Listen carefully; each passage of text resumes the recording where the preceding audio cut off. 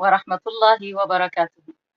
Hello and welcome, dear viewers, to the Open Dialogue, your weekly program where we discuss different topics, social and domestic issues every week. This week, we will be discussing chronic illnesses and chronic diseases, the effects that they have on the patient and the person living with those illnesses, and also the effect that it has on the family and the caregivers of the patients. We will also discuss ways to cope physically, mentally, emotionally, and spiritually, and also what help is available, and as a community, what we can do to support one another. Joining us for today's discussion, we have with us Dr. Sukaina Asad, who is a neurologist with special interest in movement disorders. As part of her work, she is an educator who trains junior doctors and medical students. Welcome to the program, Dr. Sukaina. Thank you very much. Assalamu alaikum. Pleased to have you on the program. Thank you. We're also joined, as usual, by Hujjatul Islam al Muslimin, Mohammad Razavi, who is the head of the Religious Advisory Board at the Shia Islamic Education Society in London, with over 40 years of experience in dealing with different clients' social and domestic issues, both in the UK and worldwide. Assalamu alaikum, Syed. Thank you for taking time out of your busy schedule. Wa alaikum assalam. Thank you for hosting the show. So, Dr. Sukaina, we will start with you. If you can explain to us, what do we mean when we say chronic condition, and are there different categories of chronic diseases? And why discussing this issue is important is important. First of all, thank you very much for having me on the show. So in terms of the chronic illnesses or chronic diseases, so any condition that lasts, so broadly speaking, any condition that lasts for a year or more than a year has ongoing medical input, requires ongoing medical input, has effect on patients' activities of daily living, and condition that may or may not progress is by definition is a chronic illness. In terms of the categorization, so it can be like preventative diseases. It can be divided into preventative diseases, which has got its own risk factors, for example, like sedentary lifestyle, tobacco, whether it be chewing or smoking, or inadequate diet. So these are some of the common risk factors associated with these preventable conditions, namely diabetes, high blood pressure, heart attack, stroke, chronic kidney disease, and certain cancers. Now, there are some other categories, like for example, some other cancers that are not associated directly with any risk factors, but can be screened and can be caught early. So these are some of the other categories. And then there's another part of categorization of chronic diseases, like for example, rare genetic diseases that can be, obviously this is a broad topic and can be discussed on its own as well. So now we understand that some of these preventable conditions are sometimes run in families, or some of the ethnic minorities are more prone to have these conditions. But we say that by adapting healthy lifestyle, we can prevent condition. We can prevent like long-term complications associated with these conditions, and better obviously manage these conditions.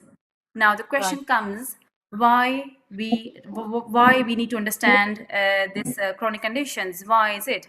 So the reason is because they are prevalent. They're highly, obviously they're very common. And just to give you the statistics, 6 people in 10 have got chronic condition, and 4 of them can have more than one chronic condition as well. So this poses huge disease burden, and this is why it's really important to discuss the topic itself. Right. Okay. Now, you mentioned that some of the chronic illnesses that people live with are due to lifestyle. Maulana said, Muhammad Razavi, what does Islam advise us about lifestyle? What do we have examples in the Prophet and the Imam's life? To adopt a healthy lifestyle. What instruction have they given us? And are all chronic diseases and illnesses that people have to live with due to only lifestyle, or the current political climate also does cause chronic and long-term disabilities and problems? Bismillah ar-Rahman ar-Rahim. I would like to raise few issues here and few points that usually may come to mind of anyone who is studying Islamic point of view. First of all, if we look at the verses of Holy Quran, Allah subhanahu wa ta'ala claims and says that we have created insan in ahsan taqweem, as best and perfect human being. If Allah subhanahu wa ta'ala has created us in best of the format and best of the with best measurements and best everything, then why there is disability? Why there are human beings who are not perfect physically, or they are physically challenged people? Uh, there are some other side issues which are related to this. And first of all, we have to look at the way Islam addresses the disabled and who are ill and who are unable to do certain duties. Allah subhanahu wa ta'ala addresses all human beings equally, without any kind of discrimination, whether you are able or not able. And of course, for example, there is an example about war. In the battlefield of war, where everybody is invited, then the blind are exempt. And of course, there is a reason why they should be exempt, because they cannot see. If they cannot defend themselves, how can they defend someone else? But still, they are not totally exempt. They have been given responsibilities and duties that is within their ability and limits. So Allah subhanahu wa ta'ala addresses all human beings equal. And let me give you another example. For if we look at the verses of Holy Quran, there are around 32 places where Allah subhanahu wa ta'ala discusses the blind. But in the majority of the places where Allah subhanahu wa ta'ala discusses blindness, He discusses blindness of ideology, blindness of thought, blindness of heart, blindness of lack of understanding, not being able to understand, and does not consider a blind person as illiterate, does not consider a physically blind person as disabled or anything like that. And there are only 9 places where directly reference has been given to physically blind person, and his duty and responsibilities are mentioned. So, so this is the way of approach of Islam towards human being. Allah is perfect; He creates perfect, and there is no doubt about His perfection.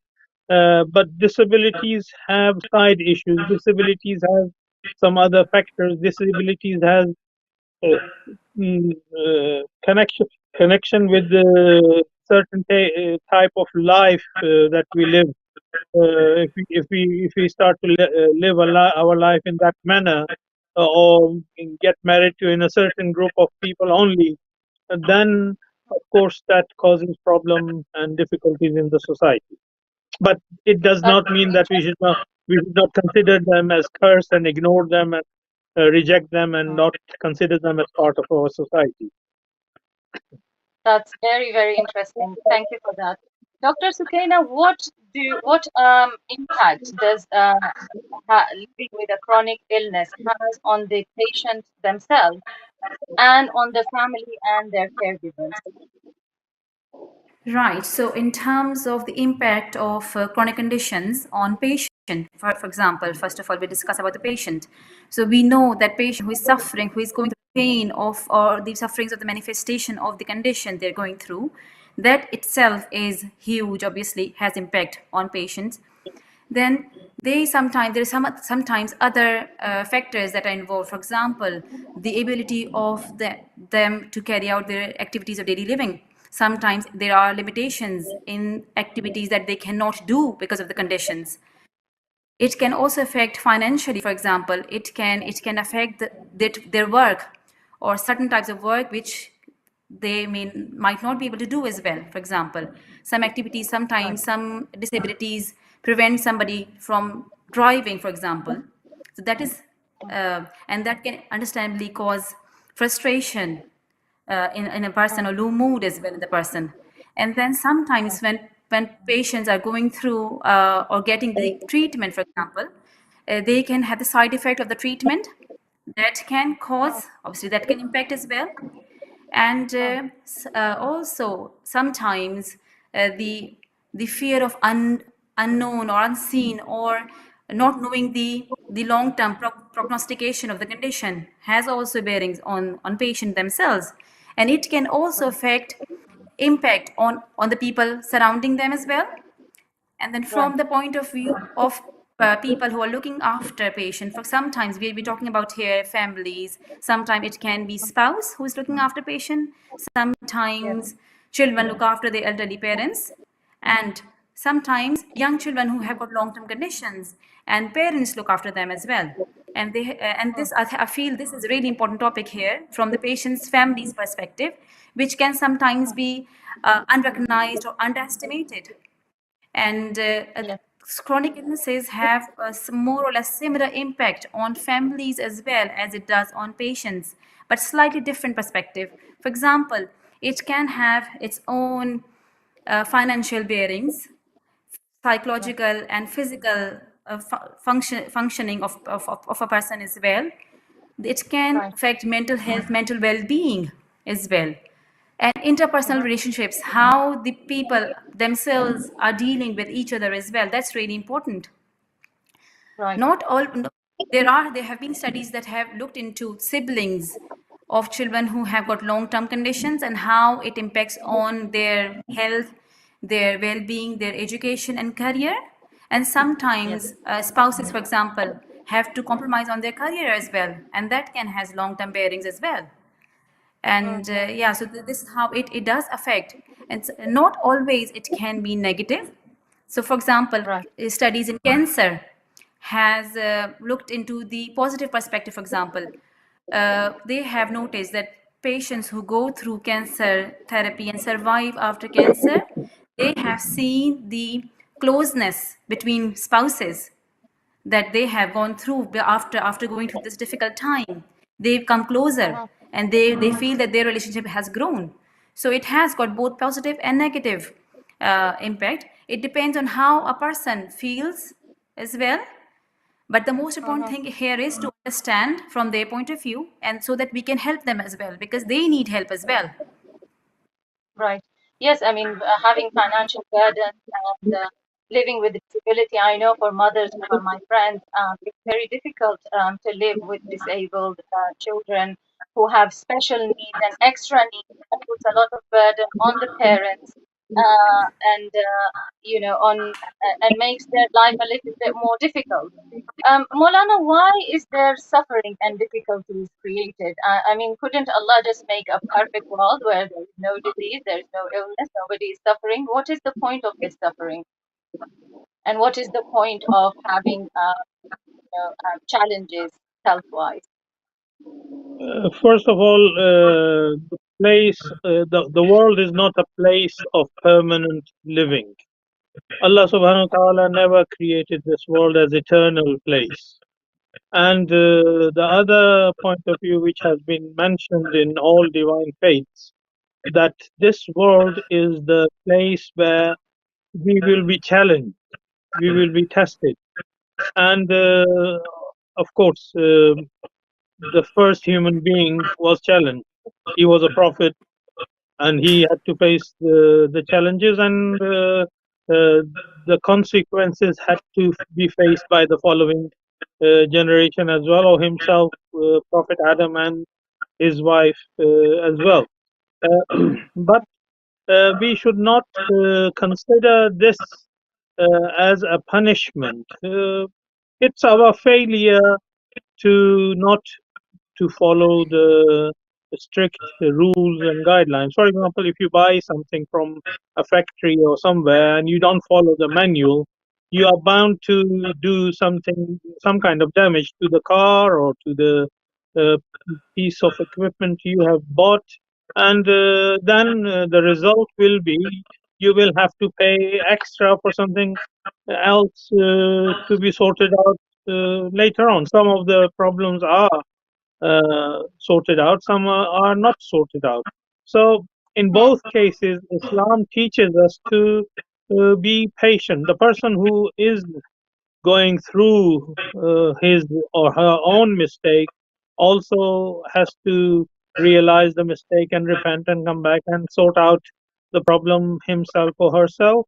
And if somebody has been uh, abused or oppressed by someone else, of course, uh, abuse in a physical dimension has some damages, and that's why the damage that is done for the abused person has to be taken care of. And this is where the responsibility of the society and members of society comes, and they are tested by Allah subhanahu wa ta'ala. Okay, this person did wrong.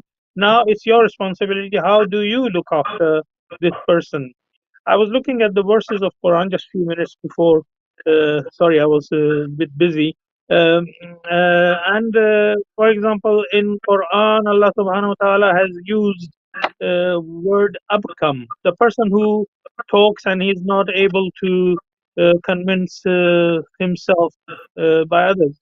But the word, much harsher word was used during the period of Prophet Muhammad sallallahu alaihi wasallam's time, which is called akhras. Quran never used that because it may have caused insult or injury, I mean psychological injuries, or hurt the feeling of the person who cannot convey his message. So Allah subhanahu wa ta'ala addresses as abkam, or similarly, the person who cannot hear. In majority of the places, just like a blind person, Allah subhanahu wa ta'ala refers the person who cannot hear to the person who is unable to understand the truth and distinguish between right and wrong, and he who chooses to go astray, that person is actually not able to listen, and those who are physically not able to listen are not considered as lower grade members of the society. All other human beings are equal. The only thing that makes them superior is piety. Whether you are autistic or you are disabled or any, you can be an extremely pious person, and you don't have to be physically able to be pious. Very interesting. Dr. Sukaina, what do you have to say about this? Because some of the chronic illnesses, as Maulana mentioned, could be due to personal choices and lifestyle choices. And also the language that we use for other disabilities. What do you have to say about this? So as I mentioned earlier as well, that yes, there are some conditions that we classify as preventable conditions, for example. And yes, there have been a lot of research already, evidence-based, that yes, there are these risk factors that are associated with these conditions, and we have to work on our lifestyle. And you've mentioned like smoking. Some people choose to smoke. Even though they know that they have got consequences on their health. For example, not looking after themselves, having sedentary lifestyle, for example, uh, not having good diet as well, for example. So these all of these lifestyle choices have got implications on their health long term. People try to dismiss, oh no, nothing will happen, but when things happen, when these things fall apart, then obviously there's nothing left much apart from just for them to regret. And then, but as Maulana was mentioning, that Allah has always given us the opportunity of repentance, for example, isn't it? There is. So likewise here as well, we obviously we shouldn't be blaming anybody for their choices, but education is the most important thing as well, isn't it? We need to just carry on educating people. That is the most important thing. We need to carry on educating our young ones as well, so that they are not falling into these habits, for example, that what their elders are doing. So if somebody has got education, awareness, even then, despite that, knowingly somebody's obviously choosing these uh, lifestyle options, then what to say? Then obviously there are consequences. They need to be just they need to understand that there'll be consequences they'll have to face in longer run, but there'll Mhm. always time for them to come back. They can always work on their risk factors, and I'm sure they can always, whenever you start healthy lifestyle, there are obviously you are doing good to your body. Yes, because Islam does place a huge importance on physical health. So all the more importance why we should be choosing a healthy lifestyle over a non-healthy one. Dr. Sukaina, what help is available for patients and their families who are suffering from chronic diseases? Right, this is a very good question. So, in terms of the help for patients, their families, so most of these chronic conditions we have discussed about, like for example, whether it be diabetes, stroke, heart attack, or heart failure, sometimes chronic kidney diseases, and the field which I am working in, like for example, epilepsy or neurodegenerative diseases, for example, they are specialist team.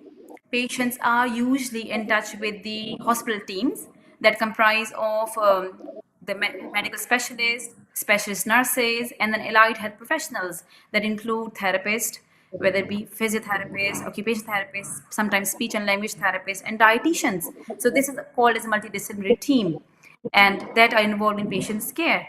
So that is obviously patients are usually given their contact numbers if they want, or some sort of contact details for them to come back to them if there are any concerns, any questions.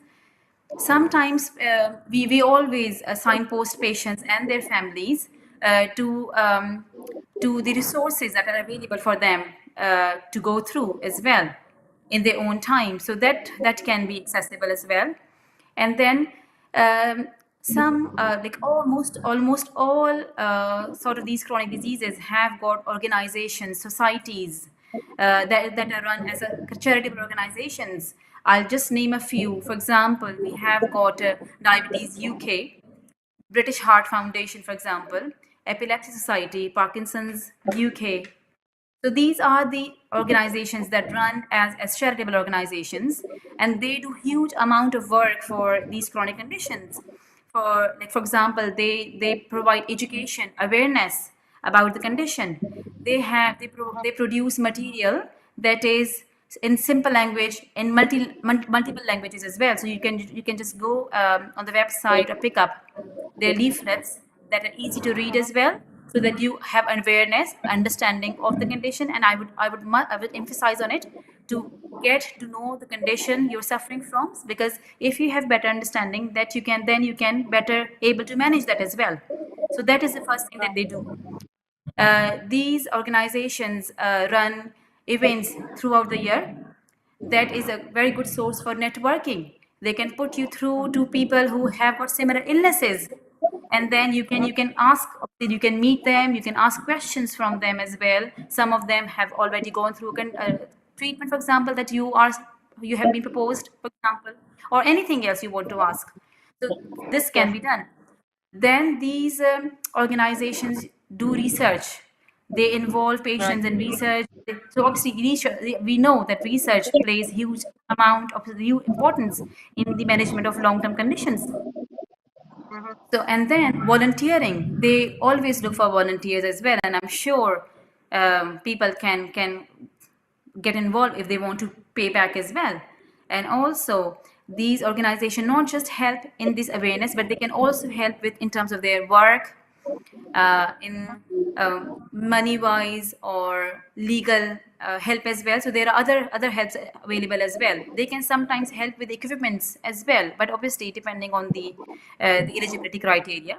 But there are help Mhm. available.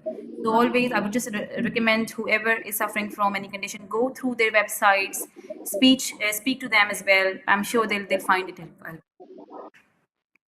Yes, it's vital to reach out, right? It's people are not alone when they are suffering. There is help out there, and people should not suffer in silence. There will be a lot of people who are willing to help them out and listen to them and try and solve their problems. Sayed, seeking help, according to Islam, materialistically. How important is it, or do we just rely on the power of dua? And also, the second part of this question is sometimes we make du'as and we wish for things to change, for our life to change. And if it doesn't change, it makes people hopeless. What is the balance between these two things? Yes, of course. I mean, dua and treatment goes side by side. And I wanted to give further explanation on what Sister was mentioning about education. That Allah subhanahu wa ta'ala has created us as intellectual beings, and at the same time he has given us freedom of choice. So after giving us the intellectual capacity and then freedom of choice, if we still choose to do something wrong, then we should not blame anyone but ourselves. And therefore Allah subhanahu wa ta'ala teaches us to first of all don't get into trouble, and if you have got into trouble, then look for solutions, and the solution is education. And we need to, the reason we got in trouble was lack of education. So we need to learn our lesson and educate ourselves. And once we have caused the damage to the society, ourselves, people around us, or property around us, then we have to learn how to sort it out. Again, the solution is also in education. And then we have to respect each other. We have to uh, give benefit of doubt. We have to work together. We have to fulfill our responsibility and duty. In Quran, Allah subhanahu wa ta'ala refers to mustad'afin. Some ulama and scholars translate mustad'afin only as the people who have been oppressed by maybe other governments and oppressors and this and that. I would say no, mustad'afin has a much greater meaning. Anyone who is weak, if somebody is disabled and weak, that can be considered as mustad'af, and it is the responsibility of others who are not mustad'af to help the people who are needy in the society. It could be physical need, it could be emotional need, it could be political need, it could be any kind of need, and we have responsibility and duty to help that. Let me give you an example. Once a blind person came to Prophet Muhammad sallallahu alaihi wasallam, and he said, I want to attend Jama'ah prayers, and my house is far away, and I hear the azan, and then I would like to come and do the prayers with Jama'ah. And quite often I have accidents, or nobody's there to help me to reach to the mosque. And you can imagine during those days, nowadays, we have so many facilities, we have footpaths, and again, the solutions that we have in our society and for the blind people is due to educating ourselves. We have gone through the difficulties of the blind people in our society. We have learned how they can be helped, and then we have provided help for them. And maybe in this society, a blind person can walk from house to the mosque and would not have the excuse to not to go to the mosque. But during Prophet Muhammad's time, this person came to Prophet Muhammad sallallahu alaihi wasallam, and he said, "I want to come and I cannot come, and if I try to come, I end up having accidents, and it causes great difficulties and problems." So first he said, "Okay, you can pray at home; you will get the same reward." But then, before he went away, he said, "Stop. Can you hear the adhan of the mosque when it is given? And is your house near to a place where adhan is heard?" So, of course, I hear the azan, and that's why I get tempted to get out of the house and join the Jama'ah like anyone else is joining the Jama'ah, and I then become disappointed when I cannot join. So, Prophet Muhammad, sallallahu alaihi wasallam, since you can hear the azan, and as soon as you hear the adhan, you get up and do the wudu and stand in your house and do the prayers. You will get the reward of Jama'ah prayers. Allah subhanahu wa ta'ala does not impose on a person that he cannot afford to do more than that. And of course, as you mentioned in your question, dua is also very important. We have seen, even scientifically, it has been proven that The dua also works beside the cure and dawa. Dua works beside dawa and cure, and if you and dua gives you hope, increases your ability to be hopeful and trust Allah subhanahu wa ta'ala and be satisfied with whatever you have. So that also definitely helps a person to go through the difficulties and troubles of the life. And as Imam Ali ibn Abi Talib alayhi salatu wasalam used to say, the most precious thing that we have is Iman and faith. What even if we are disabled, as long as we have Iman and we remain mu'min, that is the most precious gift that we have in with us. May Allah not take that precious gift away from us. And of course, Ilah. Allah does not take. Allah is kind and merciful. It's we who push the blessings of Allah subhanahu wa ta'ala away from us. Yes, definitely. Dr. Sukaina, as a community, how can we provide support and help to the families of disabled patients and people suffering with chronic illnesses such as cancer? These are very difficult times for people to go through. As a community, how can we support each other? And what can we do to make it easy for people Right. who Okay. are So suffering? obviously, we know that thankfully, Alhamdulillah, our communities are working a lot these days, and we have the awareness. I think in order to empower our communities, the first and foremost thing is education. I cannot emphasize enough on education. I obviously, as Maulana is also backing this up as well from Islamic perspective. So education is the most important thing. What we can do, we can raise awareness. We can do small events, and then to educate our communities that this is the problem, these problems exist. Once we have the recognition and awareness of problem, then only we can find solutions within ourselves. So first thing is to Right. find to raise awareness, to get understanding. So that is the first thing. Then I think another thing would be, or another step would be, to create a team of like-minded people, or those who are willing to help. And often we find in our communities that we have people who are willing to help as well, but they sometimes need a bit guidance in what ways we can help. So I'm sure with the good leading team or leader, we can create a team who can then raise awareness and then take steps in order to make lives easier for people around us within our communities. For example, sometimes we feel that these, like, first of all, we need to ask what sort of problems the families are facing. Some of the problems, like sometimes, because these patients with chronic illnesses, for example, require a lot of appointments to attend as well. And not all the time family members are able to take them as well. They have got their other commitments as well. It's difficult, isn't it? So, like, Was sometimes, as a family, as a community, we can help out as well. We can come up with a team, say, oh yes, I am available for so and so time, or I can provide some time as well. So that is something that can be done, I'm sure. Then sometimes some sort of, like, for example, um, pharmacy, like for the medications, for example. I'm right. sure that we have got in communities, we have got pharmacists, for example, as well. They can help out as well. I have recently heard of some sort of services that they can provide, or dispatch or post medicines to the houses, that can be done as well. Within our communities, we can work to volunteer as well. Right.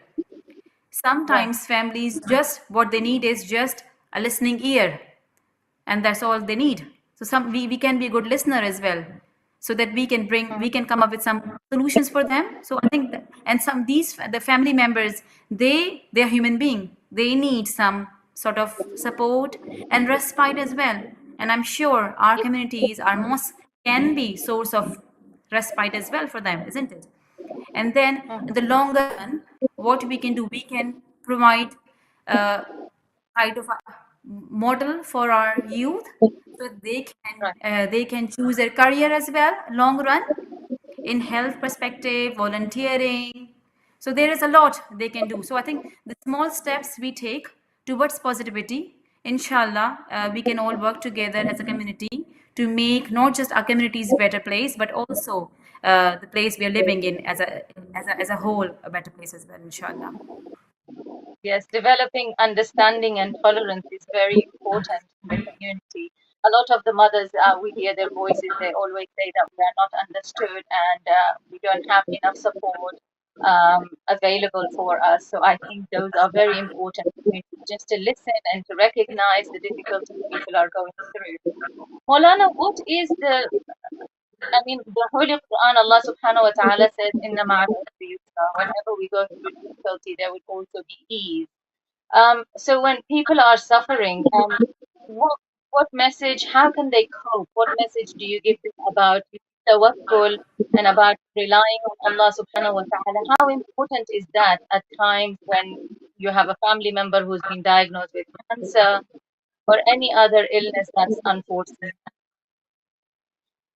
Yeah, we have responsibility and duty that we have to fulfill towards the disabled and ill person as an individual, and the society also has a responsibility. For example, if you just look at the Muslim countries right now, there are Muslim countries who have very strict rules for marriage. Like in Iran, if you want to get married, you have to have HIV tested, sexually transmitted illnesses tested. You have to have thalassemia test, and if you have all these tests done, then you are allowed to get married. So this is a Mm, Muslim country. It doesn't say in Islamic Sharia, but Islam teaches us to educate ourselves. They have educated themselves and came to conclusion that if you don't take care of these issues, you are going to create a future generation which will be ill, and so we have to take care of that. So again, education is very important, and as an individual, we have a responsibility. As a community, as a country, we have a responsibility to deal with such issues. Then on the day of judgment, we have to be answerable to Allah Subhanahu wa Taala to all these problems that we face in this society.